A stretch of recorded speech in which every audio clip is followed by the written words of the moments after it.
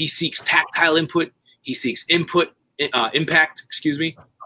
And excuse me, that he's doing that because that's helping him organize his brain so he can bring his level down. So when he's getting up and hitting things, he's seeking that input because he's trying to organize himself. Whereas sometimes kids avoid that certain inputs because it's dysregulating. It doesn't make them feel good. That same son is also, he avoids loud noises. He avoids those. He covers his ears. He definitely doesn't like it. Dysregulates him. He also avoids sustained pressure. So if I was to put a lot of pressure on him, he doesn't like that. It's too much. So he avoids that. So that's step one into understanding, into making a sensory diet for your kid, is understand their sensory needs.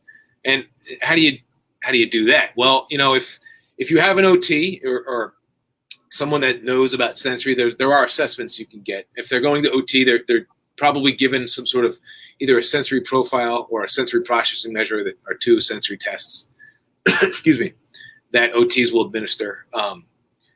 And that's kind of this step one in kind of looking at the different systems, that vestibular sense, visual, auditory, kind of going down the list. And then once you have that, you can kind of understand what your kid is seeking, what they're avoiding. Are they high registration, meaning are they highly sensitive to things? Again, my youngest son is very, he hears a noise, he's right there. He's aware of it all the time. Nothing gets by his ears ever. But or maybe they're low registration, where they don't they're not aware of some input. Like maybe they have food on their face and they're just not aware of that. Just knowing these little pieces of the puzzle helps you kind of build that input. That sensory diet. And then once you kind of have that, then you kind of start looking at their day. You would maybe look at the schedule of the day and look at, for instance, knowing the environment for each part of the day. We'll talk about school because that's really easy. So looking at my son gets on the bus. So knowing that bus is bouncy, it's a lot of movement, it's a lot of visual distractions, it's very loud. Knowing that environment, thinking about what accommodations you can make to that environment, what modifications. So he has earphones he can use if he wants. He has them in his little bag.